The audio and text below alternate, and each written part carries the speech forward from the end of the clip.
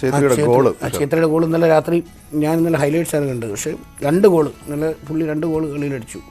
ഈ നമുക്ക് സന്തോഷം വരുന്ന സംഭവം തന്നെയല്ലേ ഈ ISL എന്ന് പറയുമ്പോൾ. ഈ അത്യാവശ്യം കൊള്ളാവുന്ന വിദേശ കളിക്കാരുടെ ഉള്ള ലീഗാണ്. അതിനകത്ത് അവരോടൊപ്പം തന്നെ മികവിൽ നിന്ന് ഒരു ഇന്ത്യൻ പ്ലെയർ, നമ്മുടെ ഇന്ത്യയുടെ ക്യാപ്റ്റനാണ് പുള്ളി ഇങ്ങനെ അസാധ്യ ഗോളുകൾ.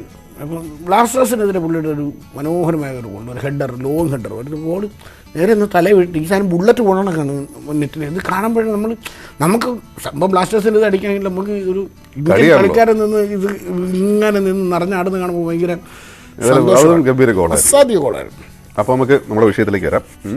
തുടർച്ചയായ 9ാം ദിവസവും രാജ്യത്ത് പെട്രോൾ ഡീസൽ വില വർദ്ധിപ്പിച്ചു. പെട്രോളിന് 30 പൈസയും ഡീസലിന് 37 പൈസയുമാണ് കൂട്ടിയത്. തിരുവനന്തപുരത്ത് പെട്രോൾ വില ലിറ്ററിന് 91 രൂപയ്ക്ക് മുകളിലെത്തി. വിവരങ്ങളുമായും സുരേഷ് വെള്ളിമുറ്റമാണ് ചേരുന്നത്. Suresh, good morning. എന്നും പറയാനുള്ള വിവരമാണ്, എന്നാലും ഓരോ ദിവസവും അപ്ഡേഷനുണ്ട്. അതായത് 25 പൈസ, 36 പൈസ, അങ്ങനെ അപ്ഡേഷനുണ്ട്. പിന്നെ ഒരു കാരണമുണ്ട്, രാജ്യാന്തര വില എന്ന് പറയാം, കാരണം ആരും കാര്യമായിട്ട് അന്വേഷിക്കാത്തതുണ്ട്. കൂടിയെന്ന് പറയുമ്പോൾ സുരേഷ് ചേട്ടന് പറയാൻ രാജ്യാന്തര വിലയും ഇവിടുത്തെ വിലയുണ്ട്. നമുക്ക് ഒറ്റ ചോദ്യമല്ലേ ഉള്ളൂ, ഇതെന്ന് തീരും, ഇതെന്ന് അവസാനിക്കും? അപ്പോൾ സുരേഷ്, 9ാം ദിവസവും പതിവ് പോലെ തുടങ്ങിക്കോളൂ. ലല്ലു, ഗോപി, ഗുഡ് മോർണിംഗ് എന്ന് തന്നെ നമുക്ക് പറയാം. പക്ഷേ ഈ പറയുന്നത് പോലെ തുടക്കത്തിൽ നിങ്ങൾ സംസാരിക്കുന്ന സമയത്ത് ലല്ലു പറഞ്ഞ ഒരു കാര്യമുണ്ട്. ഇതിന്റെ ഒരു സാമ്പത്തിക ശാസ്ത്രം എന്തുകൊണ്ടാണെന്ന് മനസ്സിലാകുന്നില്ല എന്നുള്ളത്. അതിന്റെ സാമ്പത്തിക ശാസ്ത്രം എന്ന് പറയുന്നത് വളരെ സിമ്പിൾ ആയിട്ടുള്ള കാര്യമാണ്. കേന്ദ്ര സംസ്ഥാന സർക്കാരുകൾ നടത്തുന്ന പിഴിച്ചിൽ എന്ന് തന്നെ പറയാം. കാരണം കേന്ദ്ര സംസ്ഥാന സർക്കാരുകൾ ഇപ്പോൾ നമ്മൾ 100 രൂപയുടെ 91 രൂപയാണ് നിങ്ങൾ സൂചിപ്പിച്ചതുപോലെ തിരുവനന്തപുരത്ത് ഇന്നൊരു ലിറ്റർ പെട്രോളിന്റെ വില. ഈ 91 രൂപയിൽ ഏതാണ്ട് 40 രൂപയ്ക്ക് മുകളിൽ കേന്ദ്ര സംസ്ഥാന സർക്കാരുകളുടെ വാറ്റ് ആണെങ്കിലും മറ്റ് ചരക്ക് നികുതി ആണെങ്കിലും എല്ലാം കൂടെ ഉൾപ്പെടുത്തിയിട്ടുള്ളതാണ് ആ 40 രൂപയുടെ മുകളിൽ എന്ന് പറയുന്നത്. അതായത് പിന്നീടുള്ള ട്രാൻസ്പോർട്ടേഷൻ കോസ്റ്റ് മറ്റുള്ളതൊക്കെയാണ് 40 അല്ല 60 രൂപയ്ക്ക് മുകളിൽ എന്ന് പറഞ്ഞാൽ ഒരു 35 രൂപയ്ക്ക് 1 ലിറ്റർ പെട്രോൾ നമുക്ക് തന്നാൽ പോലും നഷ്ടമില്ല എന്നുള്ളതാണ് സത്യസന്ധമായിട്ടുള്ള കണക്ക് എന്ന് പറയുന്നത്. അതാണ് അതിന്റെ ഒരു ഈ ചെറിയ ഒരു സാമ്പത്തിക ശാസ്ത്രം നിങ്ങൾ സൂചിപ്പിച്ചൊരു യാഥാർത്ഥ്യം. ഇനി ഇന്നത്തെ വിലയിലേക്ക് വന്നു കഴിഞ്ഞാൽ 30 പൈസ ആണ് പെട്രോളിന് കൂട്ടിയത്, ഡീസലിന് 37 പൈസയാണ് കൂട്ടിയത്. ഈ 30 പൈസ 37 പൈസ എന്ന് പറയുന്നത് ഈ വർഷം ജനുവരി മുതൽ ഫെബ്രുവരി 16 ആയിട്ടുള്ള ഇന്ന് വരെയുള്ള ഈ വില വർധനയിൽ ഏതാണ്ട് 19 തവണയാണ് ഈ വർഷം ഇതുവരെ വില കൂട്ടിയത്. ആ വില വർധനയിൽ ഒരു ദിവസം ഉണ്ടാകുന്ന ഏറ്റവും ഉയർന്ന നിരക്കാണ് ഇന്നത്തെ വില വർധന എന്ന് പറയുന്നത്. ഈ പുതിയ വില വർധന വന്നതോടുകൂടി കൊച്ചിയിൽ 1 ലിറ്റർ പെട്രോളിന് 89 രൂപ 45 പൈസയാണ്. തിരുവനന്തപുരത്താണ് ഏറ്റവും അധികം വന്നിട്ടുള്ളത്. തിരുവനന്തപുരത്ത് 91 രൂപ 24 പൈസയാണ് 1 ലിറ്റർ പെട്രോളിന്. അതായത് തിരുവനന്തപുരം സിറ്റിയിലാണ്. ഇനി പാറശാല പോലുള്ള നെയ്യാറ്റിൻകര പോലുള്ള പ്രദേശങ്ങളിലേക്ക് പോകുമ്പോഴേക്ക് ഇത് വീണ്ടും വർദ്ധിക്കും. ഒരു പക്ഷേ അത് 91 രൂപ 50 പൈസയ്ക്ക് മുകളിലായിട്ട് വരും. ആ വിധത്തിലാണ് തിരുവനന്തപുരത്തെ വില വർധന. കൊച്ചിയിലാണ് കേരളത്തിൽ ഏറ്റവും കുറഞ്ഞ ഇന്ധന നിരക്ക് വിലയുള്ളത്. കാരണം റിഫൈനറി എല്ലാം അവിടെ ഉള്ളത് കൊണ്ട് തന്നെ കൊച്ചിയിൽ പോലും പെട്രോളിന്റെ വില എന്ന് പറയുന്നത് 89 രൂപ 45 പൈസയായിരിക്കുന്നു. ഡീസലിനാണെങ്കിൽ 84 രൂപ കൊച്ചിയിൽ ലിറ്ററിന് കടന്നിരിക്കുന്നു എന്നുള്ളതാണ്. ഇനി ഇത് നിങ്ങൾ രണ്ടുപേരും സൂചിപ്പിച്ച തുടർച്ചയായ 9ാം ദിവസത്തെ വർധന, ഈ 9 ദിവസം കൊണ്ട് 1 ലിറ്റർ ഡീസലിനുണ്ടായിട്ടുള്ള വില വർധന നമ്മൾ അത്ഭുതപ്പെട്ടു പോകും. 3 രൂപയ്ക്ക് മുകളിൽ 3 രൂപ 7 പൈസയുടെ വിലയാണ്. ആ ഒരു വർധനയാണ് 9 ദിവസം കൊണ്ട് 1 ലിറ്റർ ഡീസലിനുണ്ടായത്. പെട്രോളിനാകട്ടെ 2 രൂപ 73 പൈസയുടെ വില വർധനയും ഉണ്ടായിട്ടുണ്ട് ഈ 9 ദിവസം കൊണ്ട്. ഫെബ്രുവരി 16 എന്ന് പറയുമ്പോഴേക്ക് തുടർച്ചയായിട്ടുള്ള ഈ 9 ദിവസത്തെ വില വർധന, ജനുവരിയിൽ ഏതാണ്ട് 11 തവണയായിട്ടുള്ള വില വർധന, 10 തവണയായിട്ടുള്ള വില വർധന, ഇതെല്ലാം കൂടെ ചേർക്കുമ്പോഴേക്കാണ് വലിയൊരു വ്യത്യാസം ഈ വർഷം മാത്രം ഉണ്ടായിട്ടുണ്ട്. ഏതാണ്ട് 4 രൂപയുടെ അടുത്ത് പെട്രോളിനും 5 രൂപയുടെ അടുത്ത് ഡീസലിനും വില വർദ്ധിച്ചിട്ടുള്ള സാഹചര്യമാണ് ഈ വർഷം ഇതുവരെ ഉണ്ടായിട്ടുള്ളത്. സുരേഷ്, അന്താരാഷ്ട്ര വിപണിയിൽ ഇന്ന് ക്രൂഡ് ഓയിലിന്റെ വില എങ്ങനെയാണ്? നമ്മൾ ഇപ്പോൾ അതൊക്കെ സാധാരണ നമ്മൾ കാരണമായിട്ട് പറയുന്നത് അന്താരാഷ്ട്ര വിപണിയിൽ ക്രൂഡ് ഓയിലിന്റെ വില വർദ്ധിക്കുന്നത് കൊണ്ട് പെട്രോൾ വില കൂടി. എങ്ങനെയാണെന്ന് കാര്യമായിട്ട് വില വർദ്ധിച്ചിട്ടുണ്ടോ? ഇന്നിപ്പോൾ ഉള്ള വില വർധന, അന്താരാഷ്ട്ര വിപണിയിലെ വില വർധന എന്ന് പറയുന്നത് ഏതാണ്ട് 1.8% വിലയാണ് ഒരു ബാരലിന് കൂടിയിട്ടുള്ളത്. അത് ഒരു സാധാരണ രീതിയിലുള്ളതിനേക്കാൾ നേരിയൊരു വില വർധന എന്ന് നമുക്ക് പറയാൻ കഴിയും. പക്ഷേ എന്നാൽ പോലും ഇപ്പോൾ ബാരലിന് $63 ശരാശരി അസംസ്കൃത എണ്ണയുടെ ഒരു ബാരലിന്റെ വില എന്ന് പറയുന്നത്. അവിടെ ഉള്ളൊരു വ്യത്യാസം നമ്മൾ ചിന്തിക്കേണ്ടത് 2014 ഏറ്റവും ഉയർന്ന നിരക്കിലേക്ക് ഇന്ധനവില വന്നിട്ടുള്ളത് ആഗോള വിപണിയിൽ. അന്ന് $109 ആയിരുന്നു ഒരു ബാരലിന്റെ വില എന്ന് പറയുന്നത്. $109 ആയിരുന്നു അന്ന്. പക്ഷെ അന്ന് ഇന്ത്യയിൽ പെട്രോളിന്റെ വില വെറും 77 രൂപയാണ് ഉണ്ടായിരുന്നത്. $109 ആയിരിക്കുമ്പോൾ 77 രൂപ. അതേസമയം നമ്മൾ 2020 ജനുവരി നോക്കുക, അത് കുറഞ്ഞു വന്ന് അന്ന് $64 ആയിരുന്നു. അന്ന് 77 രൂപ തന്നെയായിരുന്നു വില. പക്ഷേ അന്താരാഷ്ട്ര വിപണിയിൽ ഏറ്റവും കൂടുതൽ വില കുറഞ്ഞൊരു സമയമുണ്ട്. അത് 2020 മെയ് ആണ്. 2020 മെയ്യിൽ $29 ആയിരുന്നു ഒരു ബാരൽ എണ്ണയുടെ വില എന്ന് പറയുന്നത്. അന്നും ഇന്ത്യയിൽ വില എന്ന് പറയുന്നത് 71 രൂപയാണ്. നോക്കുക, 109 നിന്ന് 29 കൂപ്പുകുത്തിയപ്പോൾ ഇന്ത്യയിൽ 1 രൂപ കൂടുകയാണ് പെട്രോളിന് ചെയ്തിട്ടുള്ളത്. ഇനി ഇന്നത്തെ വില നോക്കുക. ഇന്നത്തെ വില എന്ന് പറയുന്നത് $63. ആ $63 ആയിരിക്കുമ്പോൾ 91 രൂപ തിരുവനന്തപുരത്ത് 1 ലിറ്റർ പെട്രോളിന് കൊടുക്കുന്നു. $109 ആയിരിക്കുമ്പോൾ 71 രൂപയായിരുന്ന സമയത്താണ് $63 ആയിരിക്കുന്ന സമയത്ത് 91 രൂപ കൊടുക്കേണ്ട സാഹചര്യം ഉപയോക്താക്കൾക്ക് ഉണ്ടാകുന്നത്. അന്താരാഷ്ട്ര വിപണിയിൽ നേരിയ തോതിൽ വില കൂടുന്നുണ്ട്, അത് ശരി തന്നെ. പക്ഷെ അതിനനുസരിച്ച് നമ്മൾ പലതവണയായി ഈ കേന്ദ്ര സർക്കാരുകൾ ഇവിടെ വാറ്റാണെങ്കിലും അതോടൊപ്പം തന്നെ കേന്ദ്രത്തിന്റെ നികുതി ആണെങ്കിലും വർദ്ധിപ്പിച്ചിരുന്നു. ആ വില വർധനയാണ് ഇപ്പോൾ ഏതാണ്ട് 36 രൂപയുടെ അടുത്താണ് 1 ലിറ്റർ പെട്രോളിന് കേന്ദ്രത്തിൽ നിന്ന് കിട്ടുന്നത്. 35 രൂപയാണ് 1 ലിറ്റർ പെട്രോൾ വിറ്റാൽ കേന്ദ്ര സർക്കാരിന് കിട്ടുന്നത്. സംസ്ഥാനത്തിന് കിട്ടുന്നത് 25 രൂപയും. അങ്ങനെ 60 രൂപ കേന്ദ്രവും സംസ്ഥാന സർക്കാരും കൂടെ 1 ലിറ്റർ പെട്രോളിന് എടുക്കുന്നുണ്ട്. അതാണ് ഈ വില വർധനയുടെ പ്രധാന കാരണം. ഓക്കെ സുരേഷ്, ഏതാണ് ഈ വില വർധനയുടെ പ്രധാന കാരണം എന്ന് പറഞ്ഞിട്ട് ഒരു കാര്യമില്ല എന്നുള്ളതാണ്. കാരണം സാധാരണ ജനത്തെ സംബന്ധിച്ച് അനുഭവിച്ചുകൊണ്ടിരിക്കുന്ന ദുരിതത്തിന്റെ ആഘാതം അല്ലേ? എല്ലാ രാജ്യ പുരോഗതിക്ക് വേണ്ടിയിട്ടാണ്. അല്ലേ? അപ്പൊ നമുക്ക് അതിലങ്ങനെ വിഷമിക്കേണ്ട കാര്യമില്ല. മതി പുരോഗമിച്ച് കണ്ടാൽ മതി, എനിക്ക് പ്രശ്നമൊന്നുമില്ല. ഏതായാലും ഇവന് ഈ നല്ല പോലെ പിഴിയുന്നുണ്ടെന്നാണ് ഇപ്പോൾ സുരേഷ് വാക്ക് ഞാൻ കണ്ടെടുത്തു കഴിഞ്ഞാൽ ചങ്ങായിമാർക്ക് വല്ല ആയുർവേദ ആശുപത്രിയിൽ പണിയെടുത്താലോ ഇമാതിരി പിടിച്ചിട്ടുണ്ട്. ഇത്രമാത്രം നമ്മൾ ജനങ്ങളെ പിഴിഞ്ഞിട്ടും ജനത്തിന് പ്രത്യേകിച്ചൊന്നും തോന്നുന്നില്ല. കഴിഞ്ഞ ദിവസങ്ങളിലൊക്കെ നമ്മുടെ ഈ ആളുകളുടെ പ്രതികരണം എടുക്കാനായിട്ട് പെട്രോൾ പമ്പുകളിലൊക്കെ നമ്മുടെ റിപ്പോർട്ടുമായിട്ട് ആളുകൾ എന്തോ ഒരു ഇതിൽ വലുതെന്തോ പ്രതീക്ഷിക്കുന്നതെന്ന് പറ്റില്ല. കഴിഞ്ഞ ദിവസം ഓട്ടച്ചേട്ടൻ പറയും 100 ആക്കണം. കാരണം ഈ 9 രൂപ ചില്ലറ ബാക്കി വരുന്നതൊക്കെ വലിയ പാടാണ്. 100 ആക്കണം എന്നാണ് അവർ പറയുന്നത്. കാരണം ഇത് വലുതും അവർ പ്രതീക്ഷിക്കുന്നുണ്ടെന്നാണ് ജനം. ഇതിൽ വലുത് എക്സ്പെക്റ്റ് ചെയ്യുന്നുണ്ട്. അപ്പോൾ അതുകൊണ്ട് പറഞ്ഞിട്ട് കാര്യമില്ല, അനുഭവിക്കുക തന്നെ എന്നുള്ളത് മാത്രമാണ്. പെട്രോളിനും പാചകവാതകത്തിനും എല്ലാം അത് ഏറ്റവും വലിയ പ്രശ്നം. ഈ പെട്രോളിനും ഡീസലിൻ്റെയും വില വർധന മാത്രമല്ലല്ലോ, ഇതിന് ആനുപാതികമായി ഇനിയിപ്പോൾ നിത്യോപയോഗ സാധനങ്ങളുടെ എല്ലാം വില വർദ്ധിക്കുന്നുള്ളത് ഓൾറെഡി വർദ്ധിച്ചു തുടങ്ങി. ചെറിയ ഉള്ളിയൊക്കെ 115 രൂപയൊക്കെ എത്തിയെന്നാണ് കഴിഞ്ഞ ദിവസം മനസ്സിലാക്കി. 40 രൂപയായി. മനുഷ്യൻ ബുദ്ധിമുട്ടിലാണ്, കഷ്ടപ്പാടിലാണ് ജനങ്ങൾ എന്ന് ഭരിക്കുന്നവർ മനസ്സിലാക്കുന്നില്ല എന്നുള്ളതാണ് അല്ലേ അതിൻ്റെ പ്രശ്നം. ഏതായാലും ചില പ്രതികരണങ്ങൾ ചില ഭാഗത്തുനിന്ന് ഉണ്ടാവുന്നു. ഫലം കാണോ ഇല്ലേ എന്ന് കണ്ടറിയാം. അല്ല, ഇതിപ്പോൾ ഈ കോൺഗ്രസിൻ്റെ ഉപവാസ സമരത്തിൻ്റെ വാർത്തയിലൊക്കെ നമ്മൾ ഞാൻ പറഞ്ഞു അത്ര ലാഭം. കാരണം ഭക്ഷണം വയ്ക്കേണ്ടല്ലോ, ഉപവാസ സമരമാണെങ്കിൽ ആ പൈസയെങ്കിലും കൈ ഇരിക്കുന്നുള്ളതാണ്. വേറെ എന്തെങ്കിലും മാറ്റം ഉണ്ടാവും പ്രതീക്ഷിക്കേണ്ട. ഏതായാലും ഇന്ധന വില വർധനയ്ക്കെതിരെ സംസ്ഥാനത്ത് ഇന്ന് കോൺഗ്രസ് പ്രതിഷേധിക്കുകയാണ്. ജില്ലാ കേന്ദ്രങ്ങളിൽ നടക്കുന്ന പ്രതിഷേധ പരിപാടികൾ മുതിർന്ന നേതാക്കൾ ഉദ്ഘാടനം ചെയ്യും. KPC അധ്യക്ഷൻ മുല്ലപ്പള്ളി രാമചന്ദ്രൻ രാജ്ഭവന് മുന്നിൽ ഉപവസിക്കും. മുൻ മുഖ്യമന്ത്രി ഉമ്മൻചാണ്ടി ഉപവാസ സമരം ഉദ്ഘാടനം ചെയ്യും. കഴിഞ്ഞ 10-22 ദിവസമായി കേരളം ചർച്ച ചെയ്തുകൊണ്ടിരിക്കുന്ന വാർത്തയിലേക്ക് തന്നെയാണ്. ഉദ്യോഗാർത്ഥികളുടെ സമരത്തിൽ ഉലഞ്ഞ് സർക്കാർ. സമരം ഒത്തുതീർക്കാനുള്ള തിരക്കിട്ട കൂടിയാലോചനകളിലാണ് സർക്കാർ കേന്ദ്രങ്ങൾ. എന്നാൽ എങ്ങനെ തീർക്കുമെന്ന ചോദ്യത്തിന് ഇപ്പോഴും ഉത്തരവില്ല. സർക്കാരിനെ കൂടുതൽ സമ്മർദ്ദത്തിലാക്കി സമരം ശക്തമാക്കാനുള്ള നീക്കങ്ങളിലാണ് ഉദ്യോഗാർത്ഥികളും പ്രതിപക്ഷവും. എന്റെ സുഹൃത്തെ, ഞാൻ ഇത്രയും നേരം നിങ്ങളോടൊക്കെ ചോദിച്ചിട്ട് നിങ്ങൾക്ക് ആർക്കും എന്നെ സഹായിക്കാൻ പറ്റിയില്ലല്ലോ. എന്ത് ചെയ്യണമെന്ന്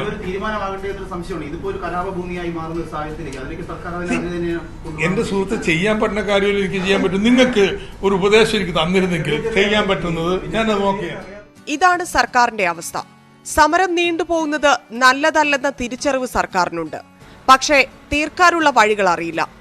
യുവജനങ്ങളുടെ രോഷത്തിനൊപ്പം കുടുംബങ്ങളിലും സർക്കാർ വിരുദ്ധ വികാരത്തിന് സമരം വഴിവെക്കുമെന്നാണ് ആശങ്ക. CPI യുവജന സംഘടനയായ AIYF നേതാക്കളും സമരം ഒത്തുതീർക്കണമെന്ന് സർക്കാരിനോട് ആവശ്യപ്പെട്ടു. സമരത്തിന് പിന്നിൽ രാഷ്ട്രീയമുണ്ടെന്ന വാദം ജനങ്ങളെ ബോധ്യപ്പെടുത്താൻ സർക്കാരിനു കഴിഞ്ഞിട്ടില്ല. മന്ത്രിതല ചർച്ച എന്ന സമരക്കാരുടെ ആവശ്യം സർക്കാർ ഇതുവരെ അംഗീകരിച്ചിട്ടില്ല. മുഖ്യമന്ത്രി നേരിട്ട് ചർച്ച നടത്തണമെന്നും ആവശ്യമുണ്ട്. സമരം പ്രതിപക്ഷ സംഘടനകൾ ഏറ്റെടുത്തതോടെയാണ് സർക്കാർ കൂടുതൽ പ്രതിരോധത്തിലായത്.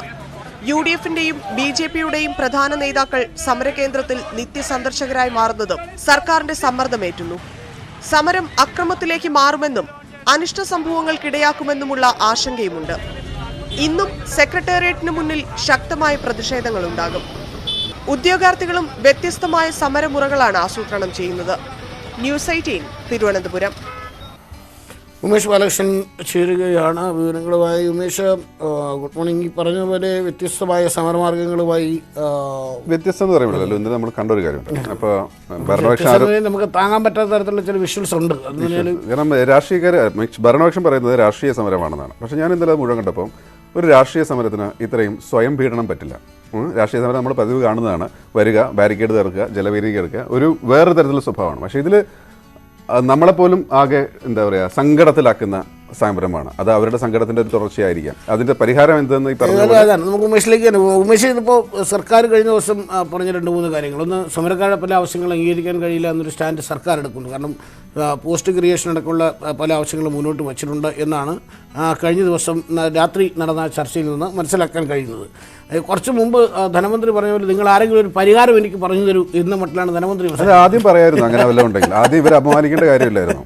രാഷ്ട്രീയക്കാരാണോ നോഞ്ഞാട്ടക്കാരെന്നൊക്കെ പറഞ്ഞു ആദ്യം ചോദിച്ചിരുന്നെങ്കിൽ ഈ പറയുന്നതിന് ലോജിക് ഉണ്ട്. അത് മാത്രമല്ല, പക്ഷേ ഇതിൻ്റെ ഒരു അപകടം സർക്കാർ തിരിച്ചറിഞ്ഞു തുടങ്ങി എന്ന് വേണം മനസ്സിലാക്കാൻ. കാരണം ഈ സമരം കഴിഞ്ഞ കുറേ ദിവസങ്ങളായി ദൃശ്യമാധ്യമങ്ങളിൽ ഈ സമരത്തിൻ്റെ ദൃശ്യങ്ങൾ കണ്ടുകൊണ്ടിരിക്കുന്ന സാധാരണക്കാരായ മലയാളികൾക്ക് ഈ സമരം കാണുമ്പോൾ ഉണ്ടാകുന്ന സ്വാഭാവികമായ ഒരു പ്രതികരണമുണ്ട്, സ്വാഭാവികമായ ഒരു അസംതൃപ്തിയുണ്ട്, ഒരു അതൃപ്തിയുണ്ട്. ഇതൊക്കെ സർക്കാർ മനസ്സിലാക്കി തുടങ്ങിയിരിക്കുന്നു എന്ന് വേണം മനസ്സിലാക്കാൻ. പക്ഷേ ഇപ്പോഴും ഈ പറയുന്ന പോലെ ഇരുട്ടിൽ തപ്പുകയാണ് ഇതെങ്ങനെ അവസാനിപ്പിക്കണം എന്ന് ആലോചിച്ചുകൊണ്ട്. ഏതായാലും സമരം ശക്തമായി തുടരാൻ ഉദ്യോഗാർത്ഥികൾ തീരുമാനിച്ചൊരു സാഹചര്യം കൂടി നിലവിലുണ്ട്. എന്തായിരിക്കും ഇന്ന് തിരുവനന്തപുരത്ത് സെക്രട്ടേറിയറ്റ് മുന്നിൽ സംഭവിക്കുക?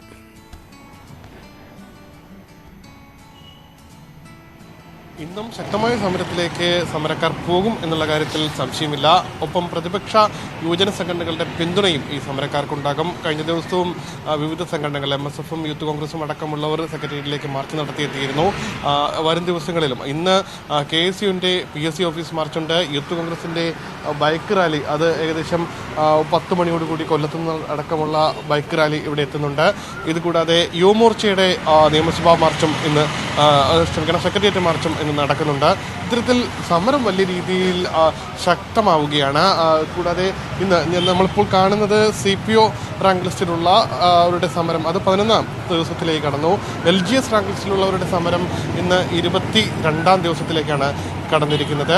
കൂടാതെ പ്രതിപക്ഷ യുവജന MLA-മാർ ശബരിനാഥും ഷഫി പറമ്പിലിൻ്റെയും സമരം, നിരാഹാര സമരം, അത് ഇന്ന് 3ാം ദിവസത്തിലേക്കും കടന്നിരിക്കുന്നു. സംഭവം ഒരു രാഷ്ട്രീയ നുഴഞ്ഞുകയറ്റം ഇതിലുണ്ടായിട്ടുണ്ട് എന്നുള്ള ഭരണപക്ഷ ആരോപണം. എന്തായാലും ആ ആരോപണങ്ങൾ കഴിഞ്ഞ ദിവസങ്ങളിലും അതിനു മുൻപ് ഇന്നലെയും എല്ലാം നടന്ന സമരങ്ങളിലും ഈ ഉദ്യോഗാർത്ഥികളുടെ വൈകാരികമായ പ്രകടനങ്ങളിലുമെല്ലാം ജനങ്ങൾ എന്തായാലും അത് ഉൾക്കൊള്ളും എന്ന കാര്യത്തിൽ ഉൾക്കൊള്ളാൻ സാധ്യതയില്ല. കാരണം അത്രത്തോളം വൈകാരികമായും അത്രത്തോളം ആത്മാർത്ഥവുമായിട്ടായിരുന്നു അവരുടെ സമരം. അത്തരത്തിൽ അവർ തന്നെ പറയുന്നുണ്ട് തങ്ങൾക്ക് രാഷ്ട്രീയമുണ്ട്, പക്ഷേ ഈ ലിസ്റ്റിൽ ഉൾപ്പെട്ട് എന്നതുകൊണ്ട് തങ്ങളുടെ സമരം ഇത് രാഷ്ട്രീയമല്ല എന്ന് തന്നെയാണ് അവർ പറയുന്നത്. എന്തായാലും രാവിലെ ഒരു ദിവസം പകൽ മുഴുവൻ സമര തീവ്രതയിൽ നിന്ന ശേഷം രാവിലെ എണീറ്റ് വരാനൊക്കെ കുറച്ച് സമയമുണ്ടാകും. എന്തായാലും എല്ലാവരും യുവാക്കളാണ് കിടന്നുറങ്ങുകയാണ്. എന്തായാലും ഇന്നും ഈ ഒരു സമര തീവ്രതയ്ക്ക് ഒരു കുറവുമുണ്ടാവില്ല. LGS കാർ ഇതിന് തൊട്ടടുത്ത് തന്നെ സമരമുണ്ട്. കൂടാതെ ദേശീയ മെഡൽ ജേതാക്കളായ കായിക താരങ്ങളുടെ സമരവും അതിന് തൊട്ടടുത്ത് തന്നെ നടക്കുന്നുമുണ്ട്. ഗോപി, ഉമേഷ്, ഇന്നിപ്പോൾ ഉമേഷ് സൂചിപ്പിച്ചതുപോലെ യുവമോർച്ചയുടെ സെക്രട്ടേറിയറ്റ് മാർച്ച് അടക്കം അല്ലെങ്കിൽ യൂത്ത് കോൺഗ്രസിൻ്റെ ബൈക്ക് റാലി അടക്കമുള്ള വലിയ സമരപരിപാടികൾ സെക്രട്ടേറിയറ്റിലേക്ക് വരുന്നൊരു പശ്ചാത്തലം. അതുപോലെ തന്നെ ഈ CPO റാങ്ക് ലിസ്റ്റിൽ ഉൾപ്പെട്ടവർ, ലാസ്റ്റ് ഗ്രേഡ് റാങ്ക് ലിസ്റ്റിൽ ഉൾപ്പെട്ടവർ, ദേശീയ ഗെയിംസിൽ മെഡൽ നേടിയ കായിക താരങ്ങൾ, ഇവരെല്ലാം സമരവും കൂടെ അവിടെ നടക്കുകയാണ്. ഇത് ഞാനൊന്ന് കൂട്ടിച്ചേർത്തേക്കട്ടെ. കാരണം ഇപ്പോൾ ഞാനൊക്കെ ഒരു സാധാരണ മനുഷ്യനാണ്. ഇവരുടെ ഇന്നലത്തെ സമരത്തോടുള്ള അനുഭവം നമുക്ക് തോന്നുന്നത് ഇവർ സ്വയം പീഡാനുഭവിച്ച് നടത്തുന്ന സമരം കാണുമ്പോഴാണ്.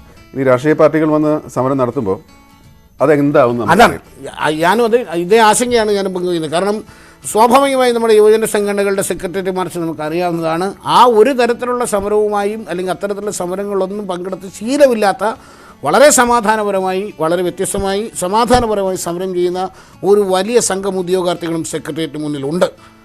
ഇന്ന് ഈ യുവജന സംഘടനകളുടെ സമരം സെക്രട്ടറിയിലേക്ക് വരുന്നൊരു പശ്ചാത്തലത്തിൽ എന്തൊക്കെ മുൻകരുതലായിരിക്കും? കാരണം ഈ സമരം ചെയ്യുന്ന ഉദ്യോഗാർത്ഥികൾ ആർക്കെങ്കിലും അല്ലേ ഇതുമായി ബന്ധപ്പെട്ട് ഒരു ചെറിയ തീപ്പൊരി വീണാൽ പോലും വലിയ സംഘർഷത്തിനുള്ള സാധ്യതയുള്ളൊരു സാഹചര്യമാണ്. പോലീസ് ഇതിനെ എങ്ങനെയാകും നേരിടുക? ആവശ്യമായ സുരക്ഷാ ക്രമീകരണങ്ങൾ ഉറപ്പാക്കും എന്ന് പ്രതീക്ഷിക്കാമല്ലോ.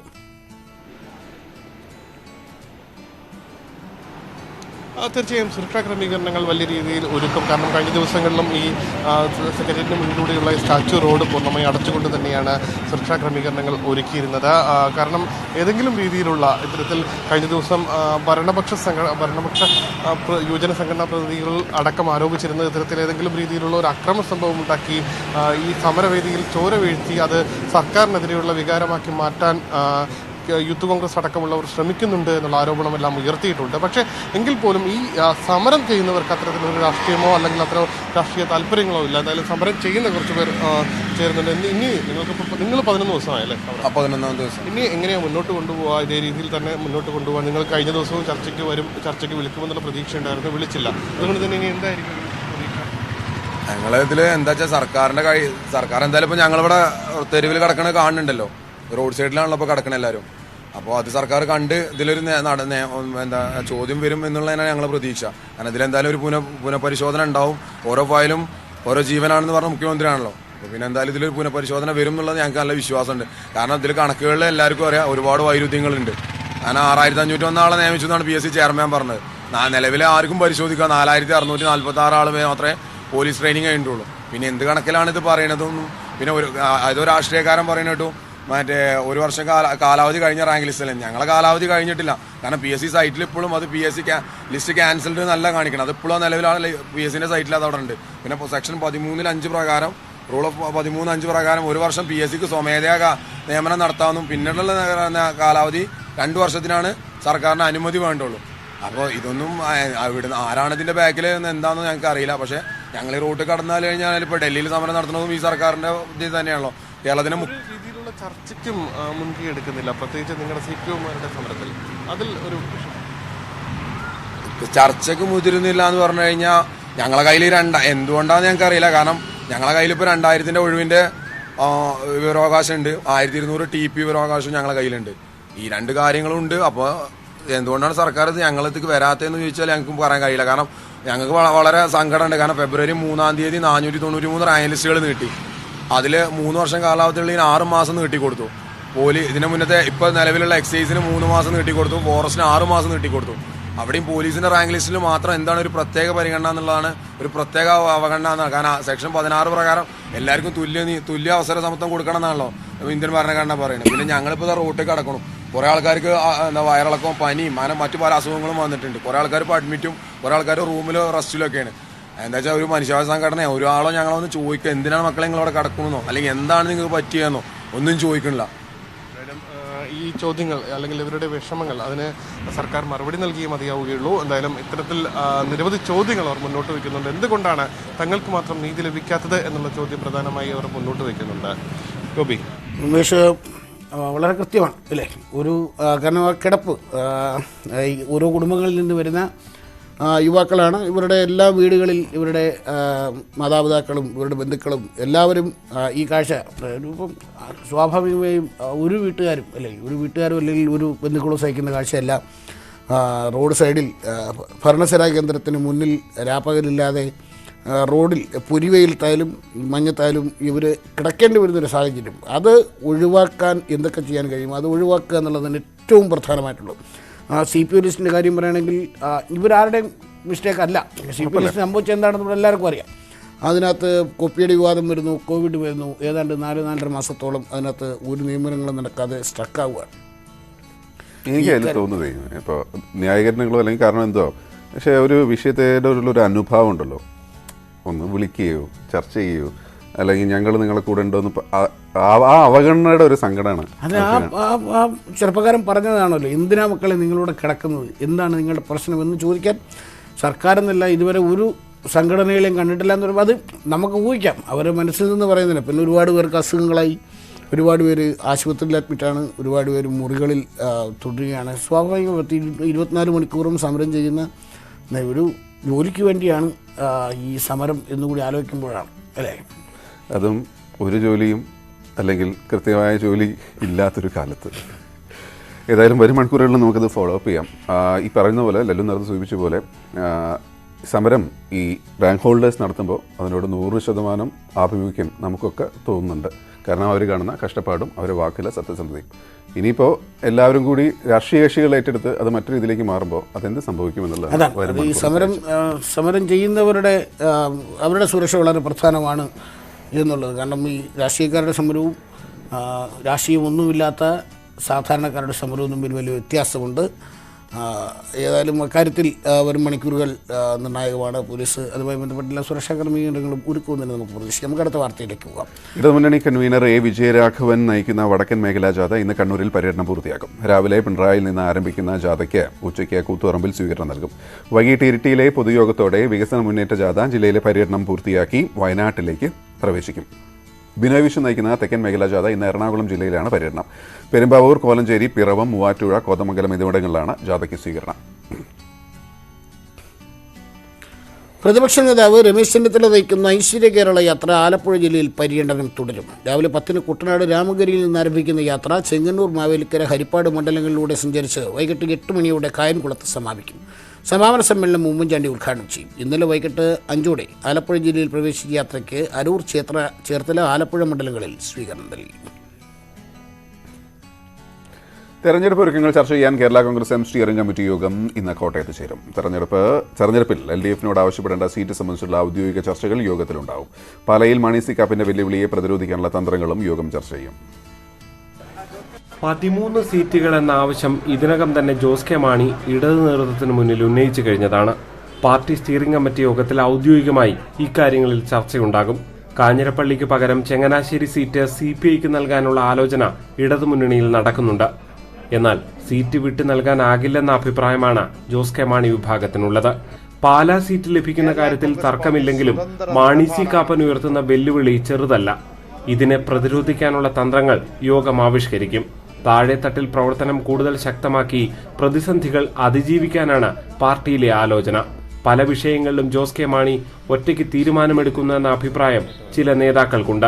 LDF സംസ്ഥാന കമ്മിറ്റി യോഗത്തിൽ തോമസ് ചാഴിക്കാടൻ, റോഷി അഗസ്റ്റിൻ, N ജയരാജ് തുടങ്ങിയ നേതാക്കളെ ഇതുവരെയും പങ്കെടുപ്പിക്കാത്തത് സമൂഹ മാധ്യമങ്ങളിൽ ചർച്ചയായിരുന്നു. സ്റ്റീഫൻ ജോർജിനെ മാത്രമാണ് ജോസ് കെ മാണി ഒപ്പം കൂട്ടുന്നതെന്നാണ് വിമർശനം. ഇന്നത്തെ യോഗത്തിൽ ഇത് സംബന്ധിച്ചുള്ള കൂടുതൽ വിമർശനങ്ങൾ ഉയർന്നു വരാനും സാധ്യതയുണ്ട്. ന്യൂസ് 18 കോട്ടയം. കോവിഡ് ലക്ഷണങ്ങളുള്ളവർക്ക് RT-PCR പരിശോധന നിർബന്ധമാക്കി പുതിയ മാർഗനിർദ്ദേശം. ലക്ഷണങ്ങളുമായി എത്തുന്നവരിൽ നിന്ന് ആദ്യം തന്നെ 2 പരിശോധനകൾക്കുമുള്ള സാമ്പിൾ ശേഖരിക്കണമെന്നും നിർദ്ദേശമുണ്ട്. സംസ്ഥാനത്ത് പ്രതിദിന കോവിഡ് പരിശോധന 1 ലക്ഷമാക്കുമെന്നും RT-PCR പരിശോധന 75% സർക്കാർ പ്രഖ്യാപനം. എന്നാൽ RT-PCR പരിശോധന കൂടിയിട്ടില്ല. ഇതോടെയാണ് പരിശോധന മാർഗനിർദ്ദേശം പുതുക്കിയത്. പനി, ജലദോഷം അടക്കമുള്ള ലക്ഷണമുള്ളവർക്ക് ആന്റിജൻ പരിശോധനയിൽ നെഗറ്റീവാണെങ്കിലും RT-PCR പരിശോധനയ്ക്ക് വിധേയമാകണമെന്നാണ് നിർദ്ദേശം. RT-PCR പരിശോധനയ്ക്ക് പലരും തയ്യാറാകാത്ത സാഹചര്യത്തിൽ ആദ്യം തന്നെ 2 സാമ്പിൾ ശേഖരിക്കാനും നിർദ്ദേശം നൽകി. ആന്റിജൻ പരിശോധനയിൽ നെഗറ്റീവാണെങ്കിൽ ഉടൻ തന്നെ 2ാം സാമ്പിൾ RT-PCR പരിശോധനയ്ക്ക് അയക്കണമെന്നും ആരോഗ്യ സെക്രട്ടറിയുടെ ഉത്തരവിലുണ്ട്. പുതിയ നിർദ്ദേശം നടപ്പിലാകുന്നതോടെ RT-PCR പരിശോധന കൂടുമെന്നാണ് പ്രതീക്ഷ. ന്യൂസ് 18 തിരുവനന്തപുരം. രാജ്യത്തെ ദേശീയപാതകളിലെ ടോൾ പ്ലാസകളിൽ നിർബന്ധിത ഫാസ്ടാഗ് സംവിധാനം നിലവിൽ വന്നു. ഫാസ്ടാഗ് ഇല്ലാത്ത വാഹനങ്ങൾക്ക് ടോൾ കടക്കണം എങ്കിൽ പിഴ അടയ്ക്കേണ്ടി വരും. ടോൾ പ്ലാസകൾ ഡിജിറ്റൽ വൽക്കരിക്കുന്നതിന്റെ ഭാഗമായാണ് പദ്ധതി കേന്ദ്ര സർക്കാർ നിർബന്ധമാക്കിയത്. ഇനി മുതൽ തുക അടയ്ക്കാനായി വാഹനങ്ങൾക്ക് കാത്തുനിൽക്കേണ്ട. ഫാസ്ടാഗുള്ള വാഹനങ്ങൾക്ക് ടോൾ പ്ലാസകളിൽ നിർത്താതെ മുന്നോട്ട് പോകാം. ഇടക്കാല ജാമ്യം ലഭിച്ച മലയാളി മാധ്യമപ്രവർത്തകൻ സിദ്ദിഖ് കാപ്പൻ ഇന്ന് മോചിതനായേക്കും. 90 വയസ്സുള്ള രോഗിയായ അമ്മ ഖദീജ കുട്ടിയെ കാണാൻ ഇന്നലെയാണ് സുപ്രീംകോടതി ഇടക്കാല ജാമ്യം അനുവദിച്ചത്. 5 ദിവസത്തെ ജാമ്യമാണ് നൽകിയിട്ടുള്ളത്. മാതാവിനെ അല്ലാതെ മറ്റാരെയും കാണാൻ അനുവാദമില്ല. മാധ്യമങ്ങളെ കാണരുത് എന്നും കാപ്പന് പോലീസ് സുരക്ഷ ഒരുക്കണമെന്നും കോടതി നിർദ്ദേശിച്ചിട്ടുണ്ട്. ഹാത്രാസിൽ ദളിത് പെൺകുട്ടി ബലാത്സംഗത്തിനിരയായി കൊല്ലപ്പെട്ട സംഭവം റിപ്പോർട്ട് ചെയ്യാൻ പോകുമ്പോഴാണ് ഉത്തർപ്രദേശ് പോലീസ് സിദ്ദിഖിനെ തുടർന്ന് തട്ടിക്കൊണ്ടുപോയവർ വടകരയിൽ തിരികെ എത്തുകയായിരുന്നുവെന്നാണ് തുണേരി മുടുവന്നേരി ATK അഹമ്മദ് പറയുന്നത്. എന്നാൽ ഇത് പൂർണ്ണമായി വിശ്വസിക്കാനാവില്ലെന്നാണ് പോലീസിന്റെ നിലപാട്. ശനിയാഴ്ച പുലർച്ചെ മസ്ജിദിലേക്ക് സ്കൂട്ടറിൽ പോകുന്നതിനിടെയാണ് അഹമ്മദിനെ കാണാതാവുന്നത്. കാറിലെത്തിയ സംഘം സ്കൂട്ടർ തടഞ്ഞ് തട്ടിക്കൊണ്ടുപോയെന്നാണ് പരാതി. 1 കോടി രൂപ മോചനദ്രവ്യം ആവശ്യപ്പെട്ട് വീട്ടുകാർക്ക് ഫോൺ സന്ദേശം എത്തി. കണ്ടെത്താനുള്ള അന്വേഷണം ഊർജിതമായി നടക്കുന്നതിനിടെ അഹമ്മദ് വീട്ടിൽ തിരിച്ചെത്തി. തട്ടിക്കൊണ്ടുപോയവർ ആവശ്യപ്പെട്ട തുക നൽകിയതിനെ തുടർന്നാണ് വിട്ടയച്ചെന്നാണ് അഹമ്മദ് പോലീസിനോട് പറഞ്ഞത്. ദുബായിലും ഖത്തറിലും വ്യാപാര സ്ഥാപനങ്ങളുള്ള അഹമ്മദിന്റെ തിരോധാനത്തിന് പിന്നിൽ ബിസിനസ് പ്രശ്നങ്ങളാണെന്ന് പറയുന്നു. ബിസിനസ് പാർട്ട്ണറുമായുള്ള തർക്കമാണ് സംഭവത്തിന് പിന്നിലെന്ന് സൂചനയുണ്ട്. ഖത്തറിലുള്ള സ്ഥാപനത്തിലെ മാനേജരെ പുറത്താക്കിയതുമായി ബന്ധപ്പെട്ട് പ്രശ്നങ്ങളുണ്ടായിരുന്നെന്നാണ് വിവരം. സംഭവത്തിൽ ദുരൂഹതയുണ്ടെന്നാണ് പോലീസ് പറയുന്നത്. മോചനദ്രവ്യം നൽകിയോ ഇല്ലയോ എന്ന കാര്യത്തിലും വ്യക്തതയില്ല. കൂടുതൽ അന്വേഷണം നടത്തിയാലേ സംഭവത്തിന് വ്യക്തത ലഭിക്കുകയുള്ളൂവെന്നും പോലീസ് അറിയിച്ചു. ന്യൂസ് 18 കോഴിക്കോട്. നമുക്ക് സ്പോർട്സ് വാർത്തകളിലേക്ക് പോകാം. ഇന്ത്യൻ ക്രിക്കറ്റിനെ സംബന്ധിക്കുന്നൊരു നല്ല ദിവസമാണെന്നാണ് തോന്നുന്നത്. ഇംഗ്ലണ്ടിനെ തോൽപ്പിക്കാൻ ഒരു 7 വിക്കറ്റ് മാത്രം മതിയാകും. ആ പിച്ചിൽ ബാറ്റിംഗ് ദുഷ്കരമാണ്. ഇവർക്കുള്ള ഒരുപാട് വാർത്തകളുണ്ട്. സ്പോർട്സ് വാർത്തകളുമായി രഞ്ജിനിയാണ് ചേരുന്നത്. Ranjini, good morning. എന്തൊക്കെയാണ്?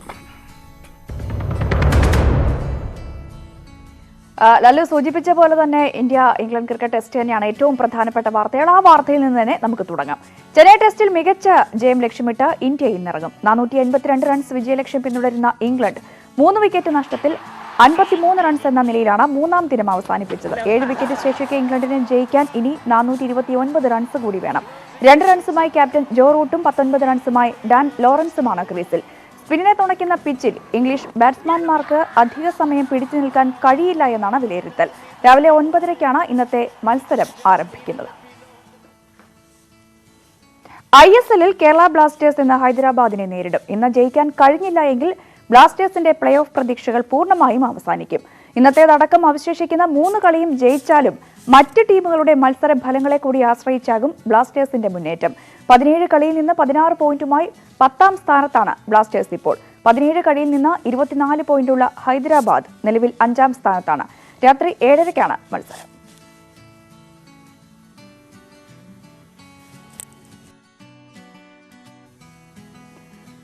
ബ്ലാസ്റ്റേഴ്സിന്റെ പ്ലേ ഓഫ് സ്വപ്നങ്ങൾ അവസാനിച്ചിട്ടില്ല എന്ന് പരിശീലകൻ കിബു വിക്കുന്ന. അവശേഷിക്കുന്ന 3ാം കളിയും ജയിച്ച് 9 പോയിന്റ് സ്വന്തമാക്കുകയാണ് ലക്ഷ്യം. ആരാധകർക്ക് വേണ്ടിയാണ് കളിക്കുന്നത്. കഴിയാവുന്ന ഏറ്റവും മികച്ച സ്ഥാനത്ത് തന്നെ ഫിനിഷ് ചെയ്യുകയാണ് ലക്ഷ്യമെന്നും പരിശീലകൻ പറഞ്ഞു. ISL-ൽ ബംഗളൂരു FC-ക്ക് വിജയം. മുംബൈ സിറ്റിയാണ് നിർണായക മത്സരത്തിൽ ബംഗളൂരു തകർത്തത്. 2-നെതിരെ 4 ഗോളുകൾക്കാണ് ജയം. സിൽവ, സുനിൽ ഛേത്രി എന്നിവരുടെ ഇരട്ട ഗോളുകളാണ് ബംഗളൂരുവിന് ജയം സമ്മാനിച്ചത്. 18 കളിയിൽ 22 പോയിന്റുള്ള ബംഗളൂരു ലീഗിൽ 6ാം സ്ഥാനത്തേക്ക് ഉയർന്നു. പ്ലേ ഓഫ് നേരത്തെ ഉറപ്പിച്ച മുംബൈ 2ാമതാണ് നിലവിൽ.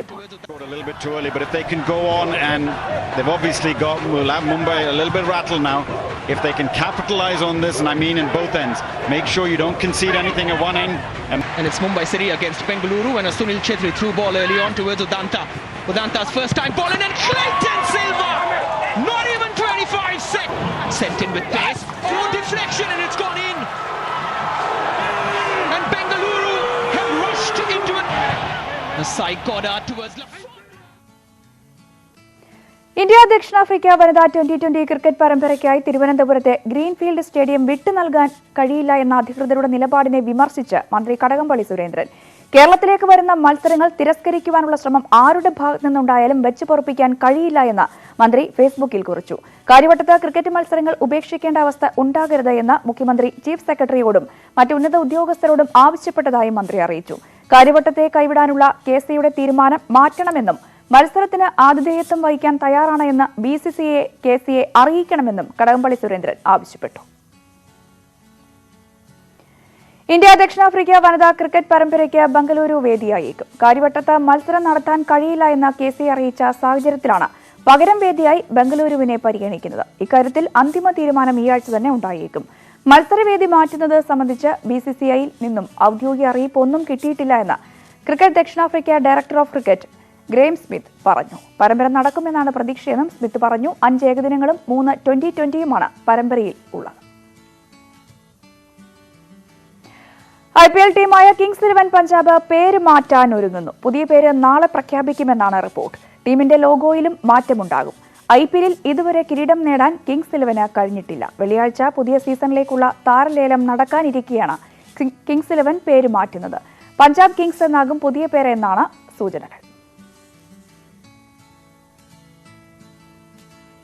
ഇംഗ്ലീഷ് പ്രീമിയർ ലീഗിൽ ചെൽസിക്ക് ജയം. ന്യൂകാസിൽ യുണൈറ്റഡിനെയാണ് ചെൽസി തോൽപ്പിച്ചത്. മറുപടിയില്ലാത്ത 2 ഗോളുകൾക്കാണ് ചെൽസിയുടെ ജയം.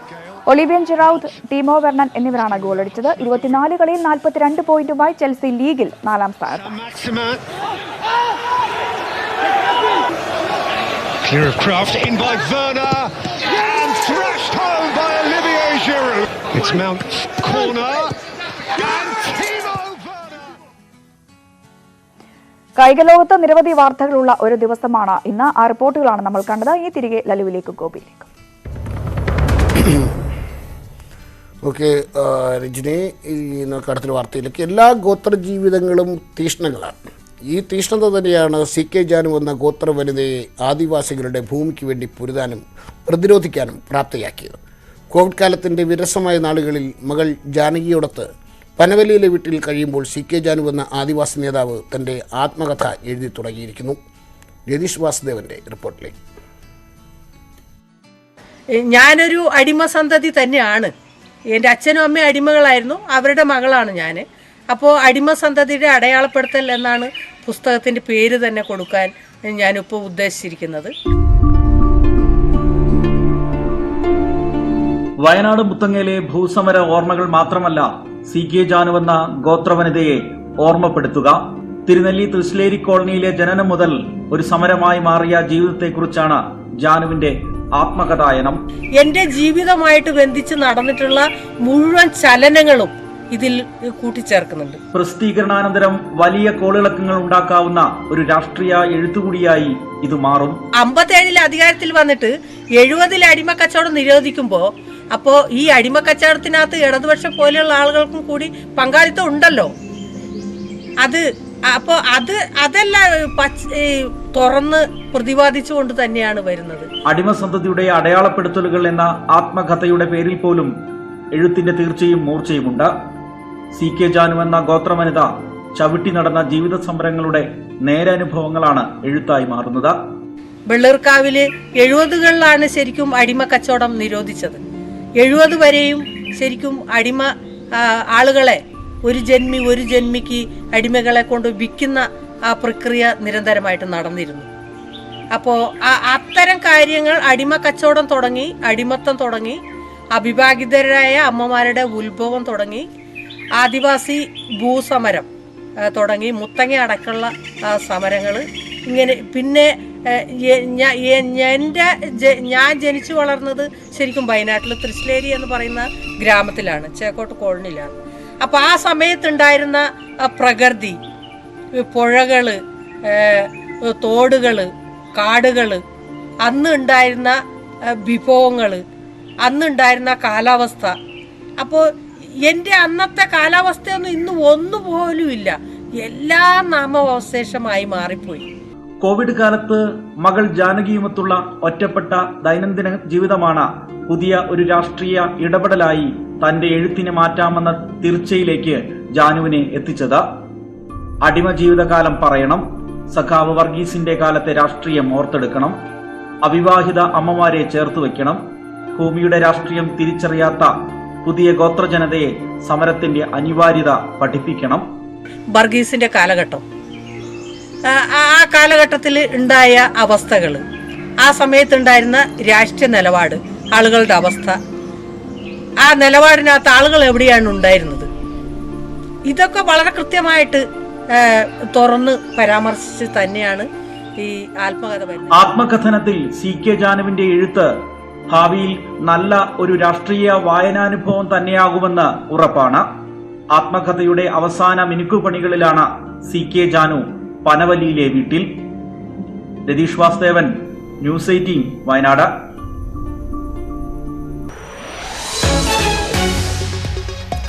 ലോക വ്യാപാര സംഘടനയ്ക്ക് ആദ്യ വനിതാ മേധാവി.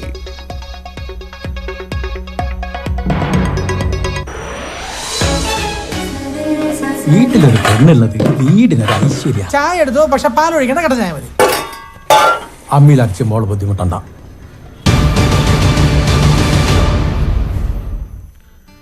ചെറിയ കാലയളവിൽ സ്വന്തം നിയോജക മണ്ഡലത്തിൽ 100 റോഡുകളുടെ നവീകരണം പൂർത്തിയാക്കിയത് ആഘോഷമാക്കി വട്ടിയൂർക്കാവ് MLA VK പ്രശാന്ത്. ശേഷിക്കുന്ന സമയത്തിനുള്ളിൽ 60 റോഡുകളുടെ കൂടി അറ്റകുറ്റപ്പണികൾ പൂർത്തിയാക്കുകയാണ് ലക്ഷ്യമെന്ന് MLA പറയുന്നു.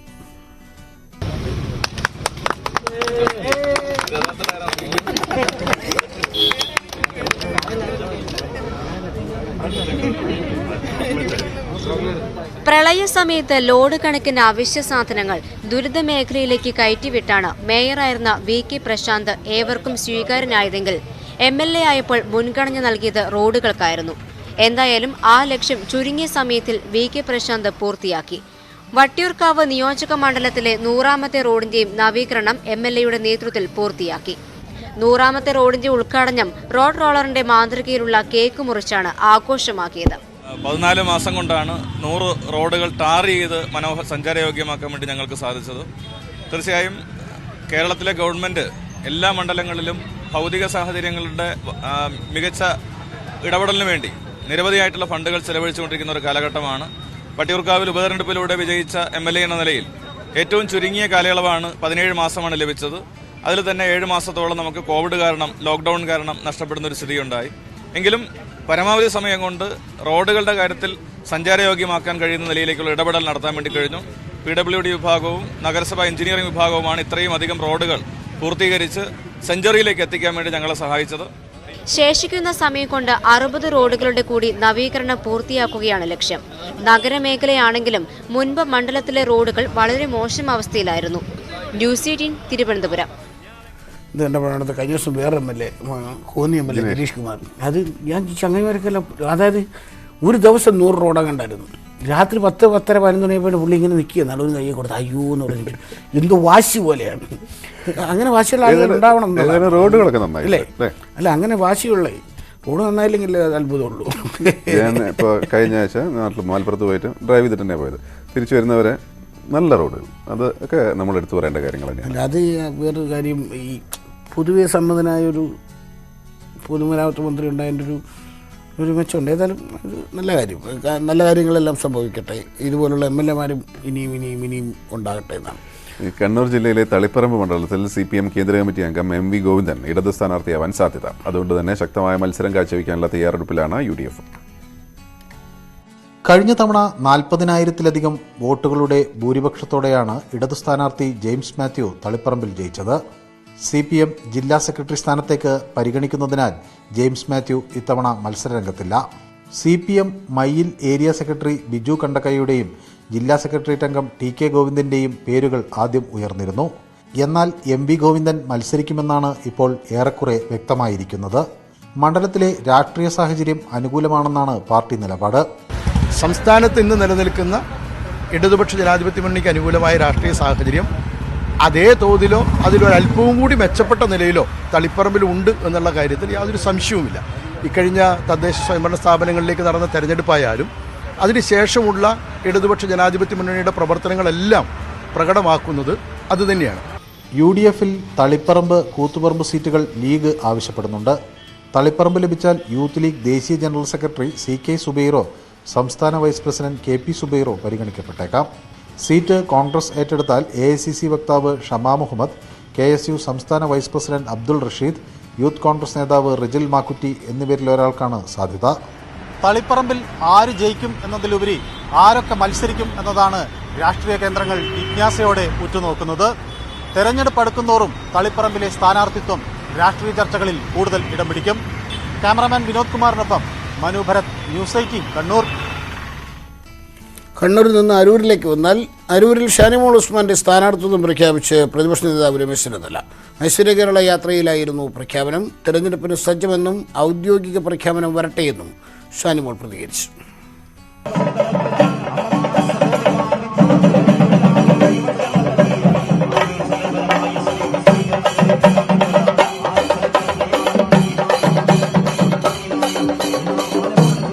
പ്രതിപക്ഷ നേതാവ് രമേശ് ചെന്നിത്തല നയിക്കുന്ന ഐശ്വര്യ കേരള യാത്രയ്ക്ക് തുറവൂർ നൽകിയ സ്വീകരണത്തിലായിരുന്നു പ്രഖ്യാപനം. ഭരണത്തിന്റെ അവസാന നാളുകളിൽ MLA ആയ ഷാനിമോൾക്ക് 5 വർഷം കൂടി നീട്ടി നൽകണമെന്ന് ചെന്നിത്തല വോട്ടർമാരോട് അഭ്യർത്ഥിച്ചു. ഇവിടെ പറഞ്ഞ പാക്കേജുകൾ UDF ഗവൺമെന്റ് വരുമ്പോൾ മുൻഗണനാ ക്രമത്തിൽ തന്നെ നടപ്പാക്കുമെന്ന് പറയാൻ ഉപതെരഞ്ഞെടുപ്പ് വിജയിച്ച അതേ ദിവസങ്ങൾ നമ്മുടെ സഹോദരിക്ക് ലഭിച്ചിട്ടില്ല. അതുകൊണ്ട് തന്നെ വീണ്ടും ഒരു 5 വർഷം കൂടി നൽകാനുള്ള ഉത്തരവാദിത്വം നിങ്ങൾ ഏറ്റെടുക്കണമെന്ന് ഞാൻ അഭ്യർത്ഥിക്കുന്നു. പാർലമെന്റ് തെരഞ്ഞെടുപ്പിൽ തന്നെ തനിക്ക് ഭൂരിപക്ഷം നൽകിയ മണ്ഡലമാണ് അരൂരെന്നും UDF മത്സരത്തിന് സജ്ജമാണെന്നും ഷാനിമോൾ പ്രതികരിച്ചു. ഔദ്യോഗിക പ്രഖ്യാപനം വരുന്നത് വരെ കാത്തിരിക്കാം. 1 വർഷവും 3 മാസത്തിനുമിടയിൽ 13.5 കോടി രൂപയുടെ വികസന പ്രവർത്തനങ്ങൾ തുടങ്ങുവാനോ പൂർത്തീകരിക്കുവാനോ കഴിഞ്ഞു എന്നുള്ളതിലുള്ള അഭിമാനം എനിക്കുണ്ട്. ഐക്യ ജനാധിപത്യ മുന്നണി ഇവിടെ തെരഞ്ഞെടുപ്പിന് സജ്ജമായി കഴിഞ്ഞിരിക്കുന്നു എന്നുള്ളത് ഒരു സത്യമാണ്. കോൺഗ്രസിന്റെ നിരവധി സമിതികളിലൂടെ വേണം സ്ഥാനാർത്ഥിയെ പ്രഖ്യാപിക്കാൻ. അപ്പം അന്തിമമായ പ്രഖ്യാപനം വരേണ്ടത് കോൺഗ്രസിന്റെ സെൻട്രൽ ഇലക്ഷൻ കമ്മിറ്റിയിൽ നിന്നാണ്. ഉപതെരഞ്ഞെടുപ്പ് ഘട്ടത്തിൽ തന്നെ ഷാനിമോൾ മണ്ഡലത്തിലേക്ക് താമസം മാറ്റിയിരുന്നു. തെരഞ്ഞെടുപ്പ് പ്രവർത്തനങ്ങളുമായി മുന്നോട്ടു പോകുന്നതിനിടയിലാണ് സ്ഥാനാർത്ഥിത്വം ഉറപ്പു നൽകിയുള്ള പ്രതിപക്ഷ നേതാവിന്റെ പ്രഖ്യാപനം. ന്യൂസ് 18 ആലപ്പുഴ. ഇന്ത്യയുടെ 1 ഇഞ്ച് ഭൂമി ചൈന കൊണ്ടുപോയാൽ ആശങ്കപ്പെടുന്നവർ എന്തുകൊണ്ടാണ് തീരമേഖലയിലെ കിലോമീറ്ററോളം കടലെടുക്കുന്നത് കണ്ടഭാവം നടിക്കാത്തതെന്ന് കോൺഗ്രസ് നേതാവ് ശശി തരൂർ. സംസ്ഥാനത്തിന്റെ കാർഷിക വിദ്യാഭ്യാസ മേഖലകളിൽ സമഗ്രമായ പൊളിച്ചെഴുത്ത് UDF അധികാരത്തിലെത്തിയാൽ ഉണ്ടാകുമെന്നും തരൂർ ഉറപ്പു നൽകുന്നു. UDF പ്രകടന പത്രികയുടെ രൂപീകരണവുമായി ബന്ധപ്പെട്ട് കൊച്ചിയിൽ നടന്ന സംവാദത്തിൽ സംസാരിക്കുകയായിരുന്നു ശശി തരൂർ. ചെല്ലാനം തീരദേശവാസികളുടെ ആശങ്കയോട് പ്രതികരിക്കവെയാണ് തരൂർ അയൽരാജ്യത്തിന്റെ കയ്യേറ്റവും കടലേറ്റവുമായി ഉപമിച്ചത്. ആ ചെലവ് സംസ്ഥാന സർക്കാരിന്റെ ബജറ്റ് ഇല്ല എന്ന് പറഞ്ഞ കാരണമാണ് ഇതുവരെ ചെയ്യാൻ സാധിക്കാത്തത്. ഞാൻ സെന്ററിൽ പോയി ആവശ്യപ്പെട്ടു, അവർ പറയുന്നത് ഞങ്ങളുടെ ഉത്തരവാദിത്തമല്ല, സംസ്ഥാന സർക്കാരിന്റെയാണ്. 2 സൈഡും മറ്റേവര് ചൂണ്ടിക്കാണിക്കുന്നു.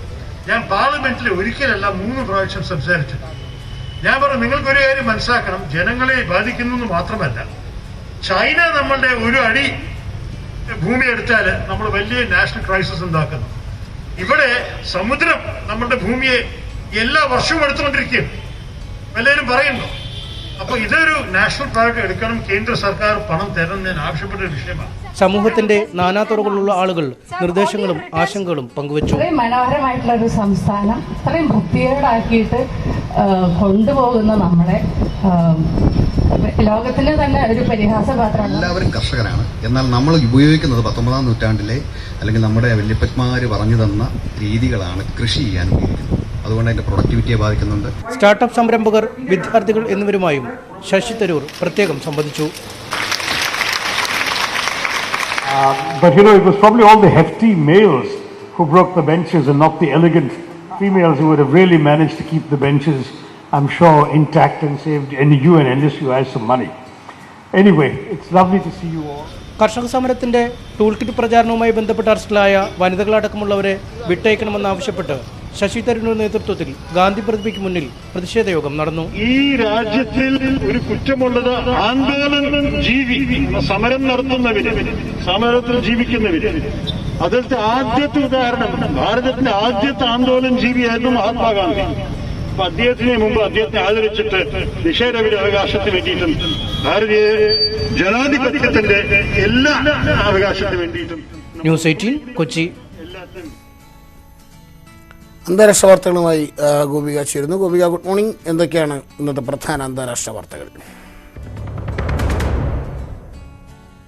ലോക വ്യാപാര സംഘടനാ മേധാവിയായി നൈജീരിയൻ സാമ്പത്തിക ശാസ്ത്രജ്ഞ എൻഗോസി ഒക്കോഞ്ചോ ഇവാലയെ തെരഞ്ഞെടുത്തു. സംഘടനയുടെ നേതൃപദവിയിൽ എത്തുന്ന ആദ്യ വനിതയും ആദ്യ ആഫ്രിക്കക്കാരിയുമാണ് എൻഗോസി. 164 രാജ്യങ്ങളുടെ കൂട്ടായ്മയാണ് ലോക വ്യാപാര സംഘടന. സംഘടനയെ പരിഷ്കരിക്കുന്നതിനും നിയമങ്ങൾ നവീകരിക്കുന്നതിനുള്ള പ്രവർത്തനങ്ങൾക്ക് തുടക്കമിടാൻ ആഗ്രഹിക്കുന്നുവെന്ന് എൻഗോസി പറഞ്ഞു. കോവിഡ് വ്യാപന പശ്ചാത്തലത്തിൽ ദരിദ്ര രാജ്യങ്ങളിലേക്കുള്ള വാക്സിനേഷൻ പ്രക്രിയയടക്കം വേഗത്തിലാക്കുന്നതിനുള്ള നടപടികൾ സ്വീകരിക്കുമെന്നും എൻഗോസി വ്യക്തമാക്കി. ലോകത്ത് കോവിഡ് മരണം 1/4 കോടിയിലേക്ക്. 24,12,250 പേരാണ് ഇതുവരെ മരിച്ചത്. ആകെ കോവിഡ് ബാധിതർ 11 കോടിയിലേക്ക് അടുക്കുകയാണ്. കോവിഡ് ബാധിതരുടെ എണ്ണത്തിലും മരണനിരക്കിലും അമേരിക്ക 1-ാമതും ഇന്ത്യ 2-ാമതുമാണ്. ബ്രസീലാണ് 3-ാം സ്ഥാനത്ത്. മ്യാൻമറിൽ സൈനിക നീക്കത്തിനെതിരെ പ്രതിഷേധം ശക്തമാകുന്നു. ഇന്റർനെറ്റ് സേവനം പൂർണ്ണമായി തടഞ്ഞു. ജനാധിപത്യം പുനഃസ്ഥാപിക്കണമെന്നാവശ്യപ്പെട്ട് പലയിടത്തും പ്രകടനങ്ങൾ നടന്നു. പ്രതിഷേധക്കാർക്ക് നേരെ വെടിവയ്പുണ്ടായതായി അന്താരാഷ്ട്ര മാധ്യമങ്ങൾ റിപ്പോർട്ട് ചെയ്യുന്നു. അതേസമയം ഓങ് സാങ് സൂചിയുടെ വീട്ടുതടങ്കൽ സൈന്യം നീട്ടി. ജനാധിപത്യ ഭരണകൂടത്തെ അട്ടിമറിച്ചതിൽ പ്രതിഷേധിക്കുന്നവർക്കെതിരെ അക്രമം പാടില്ല എന്ന മുന്നറിയിപ്പ് അമേരിക്കയും കാനഡയും അടക്കമുള്ള രാജ്യങ്ങൾ പട്ടാളത്തിന് നൽകിയിട്ടുണ്ട്. UN സെക്രട്ടറി ജനറൽ സ്ഥാനത്തേക്ക് മത്സരിക്കാൻ ഇന്ത്യൻ വംശജയും UNDP കോർഡിനേറ്റർ ആയ ആകാംക്ഷ അറോറയാണ് മത്സരരംഗത്തേക്ക് വരുന്നത്. കാനഡയിൽ സ്ഥിരതാമസമാക്കിയ ആളാണ് അറോറ. ഒരു തവണ കൂടി മത്സരരംഗത്തുണ്ടാകുമെന്ന് ആന്റോണിയോ ഗുട്ടറസ് വ്യക്തമാക്കിയിട്ടുണ്ട്. ഡിസംബർ 31-നാണ് UN ജനറൽ സെക്രട്ടറിയായ ആന്റോണിയോ ഗുട്ടറസിന്റെ കാലാവധി പൂർത്തിയാക്കുക. തിരികെ ലല്ലുവിലേക്കും ഗോപിയിലേക്കും. ഇനി നമുക്കൊരു വീട്ടിലേക്ക് പോകാം അല്ലേ? ഒരു ഗംഭീര വീടാണ്. നമ്മളിത് എവിടെയോ കണ്ടിട്ടുണ്ടല്ലോ എന്ന് നമ്മളിത് കാണുമ്പോൾ നമുക്ക് ഓർമ്മ വരും. 1989 മുതൽ നിരവധി മലയാള ചിത്രങ്ങൾക്ക് വേദിയായ ഒരു വീടുണ്ട് കോഴിക്കോട് എലത്തൂരിൽ. സർഗവും മിഥുനവും ഏറ്റവും അവസാനം ഗ്രേറ്റ് ഇന്ത്യൻ കിച്ചനുമെല്ലാം ചിത്രീകരിച്ച കല്ലുംപുറത്ത് വീട്. കാലം കുറെ മാറിയെങ്കിലും ഈ വീടിനെയും അടുക്കളയെയും അതൊന്നും ബാധിച്ചിട്ടില്ല. 1993 മിഥുനവും 2020 ഗ്രേറ്റ് ഇന്ത്യൻ കിച്ചണും ചിത്രീകരിച്ച കല്ലുംപുറത്ത് വീട്. മിഥുനം ഇറങ്ങിയിട്ട് 28 വർഷം കഴിഞ്ഞെങ്കിലും കാര്യമായ മാറ്റമൊന്നുമില്ലാതെ തന്നെയാണ് ഈ വീടും ഇവിടുത്തെ അടുക്കളയുമൊക്കെ ഗ്രേറ്റ് ഇന്ത്യൻ കിച്ചണിലും സംവിധായകൻ ജിയോ ബേബി ഒരുക്കിയിരിക്കുന്നത്. 1.5 പതിറ്റാണ്ട് പഴക്കമുണ്ട് കോഴിക്കോട് എലത്തൂരിലെ കല്ലുംപുറത്ത് വീടിന്. 1989 പുറത്തിറങ്ങിയ അനഘയാണ് ഈ വീടിനെ വെള്ളിത്തിരയിലെത്തിച്ച ആദ്യ സിനിമ. പിന്നീടിങ്ങോട്ട് Sargam, Mithunam, Indian rupee, great Indian kitchen അങ്ങനെ നീളുന്നു കല്ലുംപുറം വീടിന്റെ സിനിമാ ബന്ധം. 1 ഏക്കർ സ്ഥലത്താണ് 3 നില വീട്. ഏറ്റവും മുകളിലെ നിലയിൽ ഒരു ഹാൾ, 2 നിലകളിലായി 6 കിടപ്പുമുറികൾ, വീടിന് പുറത്ത് 2 നിലയുള്ള കളപ്പുര.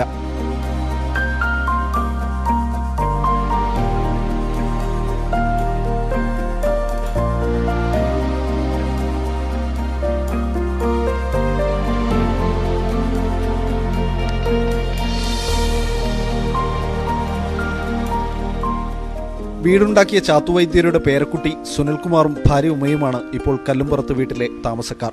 29 വർഷം മുൻപ് മോഹൻലാലിനെയും ഉർവശിയും ഒക്കെ അടുത്തു കണ്ടതോർക്കുമ്പോൾ ഉമയ്ക്ക് സന്തോഷം. 10-15 ദിവസം 12-15 ദിവസം അവര് മഹാറാണിയിലാണ് ഇവിടുത്തെ ഷൂട്ടിംഗ് കഴിഞ്ഞാൽ പോയി താമസിക്കുക. അവിടെ രാവിലെ 8:30 ആകുമ്പോഴത്തേക്ക് വരും. സംസാരിച്ചിട്ടൊക്കെ ഉണ്ടോ? ഞങ്ങളായിട്ട് സംസാരിക്കുകയൊക്കെ ചെയ്തിട്ടുണ്ട്. നല്ല പെരുമാറ്റൊക്കെയായിരുന്നു. ഉർവശിയൊക്കെ സംസാരിച്ച് ഓട്ടോഗ്രാഫൊക്കെ എഴുതിച്ച് നല്ല കമ്പനി മകനൊക്കെ ചെറുത് കുട്ടികളായിരുന്നു. 20 ദിവസത്തോളം ഉണ്ടായിരുന്നല്ലോ ഞാനിവിടെ. 20 ദിവസം ഞാനിവിടെ രാവിലെ വന്നു കഴിഞ്ഞാൽ അവരെനിക്കൊരു മുണ്ടെടുത്ത് തരും. ഞാനത് എടുത്തൊരു മാലി ഇട്ടുതരും. അതുമായിട്ടിങ്ങനെ കളർ ഏതൊക്കെയോ ഒരു ദേശീയ കളർ ഇങ്ങനെ മാറി മാറി മാറി പല ദിവസങ്ങൾ നല്ല രസമായിരുന്നു. അപ്പം ഞാനിങ്ങനെ ഇരിക്കും നടക്കും. അപ്പോഴൊക്കെ ഞാനിങ്ങനെ ആലോചിക്കും ഇതൊക്കെയാണ് ഇതിൻ്റെ. അപ്പം ഇവരൊക്കെ ഇങ്ങനെ ആലോചിക്കും ഞാൻ, ഇത്ര വലിയ വലിയ ആളുകളൊക്കെ ഇരുന്ന സ്ഥലത്ത് നിറഞ്ഞൊരു പിന്നെ ഞാൻ വിചാരിക്കും നമുക്കെന്താ തിയേറ്ററില്ലേ, നമ്മളെ തിയേറ്റർ എക്സ്പീരിയൻസ് മനസ്സുകൊണ്ട് ഒരു അതൊക്കെ ഉണ്ടായിരുന്നു. വളരെ തന്ത്രപരമായില്ല, വളരെ എന്താ പറയുക, തന്ത്രം മീൻസ് അയാൾക്ക് അയാളുടെ ജീവിതം തന്നെയാണ് ശരിക്കും എനിക്ക് തോന്നുന്നത്. അത്രയും സത്യസന്ധതയുണ്ട് അതിൽ കാണുന്നുണ്ട്. ആ സത്യസന്ധതയാണ് അതിൻ്റെ അകത്ത് ഉണ്ടായത്. അയാൾ ഒരുപാട് ഒബ്സർവ് ചെയ്തിട്ടും പിന്നെ പഠിച്ചിട്ടും പല ആളുകളെ കൂടി ഡിസ്കഷൻ നടത്തിയിട്ടും ഒക്കെയാണ്. അല്ലാണ്ട് വെറുതെ അങ്ങോട്ട് ചെയ്തു വിട്ടൊന്നുമല്ല എന്നാണ് എനിക്ക് തോന്നുന്നത്. ഒരുപക്ഷെ അടുക്കളയുടെ രാഷ്ട്രീയം പറയാൻ ഈ വീട് തേടി ജിയോ ബേബി എത്തിയത് യാദൃശ്ചികമാവും, അല്ലെങ്കിൽ മുൻകൂട്ടി തീരുമാനിച്ചുറപ്പിച്ചൊരു ബ്രില്യൻസ്. അതെന്തായാലും ഗ്രേറ്റ് ഇന്ത്യൻ കിച്ചണിൽ ഈ വീട് കണ്ടവർ ഊൺമുറിയിൽ ചുറ്റിത്തിരിയുന്ന ലൈൻമാൻ KT കുറുപ്പിനെയും അയ്യേ ഇതാണോ സാമ്പാർ എന്ന് ചോദിച്ച സേതുമാധവനെയും ഓർത്തുകാണും. വിനോദ് കുമാറിനൊപ്പം അശ്വിൻ ബല്ലത്ത്, ന്യൂസ് 18 കോഴിക്കോട്.